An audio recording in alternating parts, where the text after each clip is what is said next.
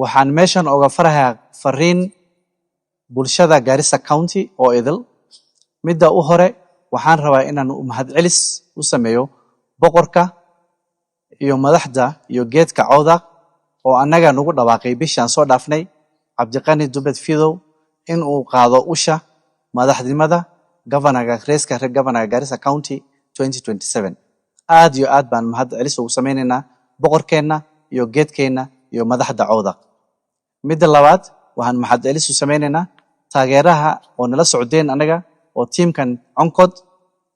oo rabaan inay keenaan isbedel Garissa County shaqo fiican ay haysiin waxaan rabay inaad welina taageertiin safartan nala socotiin ilaa aan ka gaarayno insha Allah ballotka 2027 midi kale waxaa laga daba keenay boqorka in la keeno qayli badan dib badan fidna badan oo la jeedada ay tahay in qoyskan cawda la kala bixiyo oo dadka la kala saaro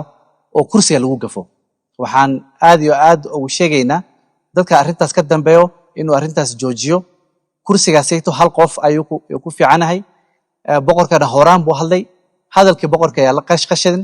hadalka boqorka ayaa dib loo keenin hadalka boqorka ayaa laga daba imaanin cawda banaanka laga maro midnimaha la muujiyo hadii la rabo mustaqbalka qoyska in la fiiriyo ha laga joojiyo qoyska dadka loo shaqeynayo arimaha shakhsiga loo socdo waxaan aad iyo aad maanta uga sheegaynaa dadka magaalada Garissa ka dhacday wax aan maartay aad iyo aad uga xanuunsanay aanan u fiicnaan bulshada cawda anaga Cabdiqani Dubed Fidow iyo teamkayga waxaan meeshan fariin uga faraynaa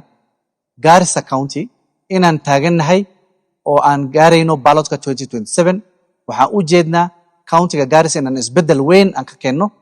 isbedelka oo countyga u baahan yahay baahada badan oo Garissa inaan la imaano barnaamij badan oo bedelayo baahada sayto oo dadkana u keenayo maaragtay horumar